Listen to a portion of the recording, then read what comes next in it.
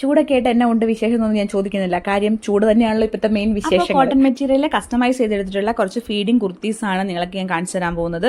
കണ്ടിട്ട് നമുക്ക് ബ്ലാക്ക് കളറിൽ വരുന്ന ഒരു കോട്ടൺ മെറ്റീരിയൽ വെച്ച് ചെയ്തേക്കുന്ന ഒരു ബാഗി കുർത്തിയാണ് കേട്ടോ. ബാഗി കുർത്തിന്റെ പ്രത്യേകത ഞാൻ പറയേണ്ട കാര്യമില്ലല്ലോ. അതിനെപ്പറ്റി ഒരു 2 കവൾ സംസാരിച്ചില്ലെങ്കിൽ എനിക്കൊരു ഭയങ്കര ബുദ്ധിമുട്ടായിരിക്കും കേട്ടോ. എന്തായാലും ബാഗി കുർത്തിന്റെ പ്രത്യേകത എന്ന് വെച്ചിട്ടുണ്ടെങ്കിൽ നമ്മുടെ ചെസ്റ്റ് പോർഷന്റെ അവിടെ വരെ മാത്രമേ നമുക്കൊരു കറക്റ്റ് ഫിറ്റ് ഉണ്ടാകത്തുള്ളൂ. അതിന് താഴേക്ക് നമ്മൾ ഭയങ്കര ഫ്രീ ആയിട്ട് കിടക്കുന്ന പോലെ ഉണ്ടാവും.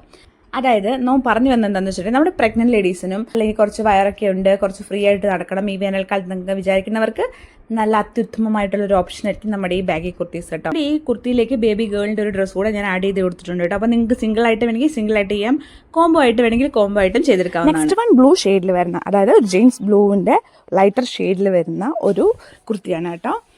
കണ്ടപ്പോൾ എനിക്ക് വലിയ ഇഷ്ടം തോന്നിയില്ലെങ്കിലും പക്ഷെ അടിച്ച് വന്നപ്പോൾ നല്ലൊരു പ്രിയം തോന്നി കേട്ടോ.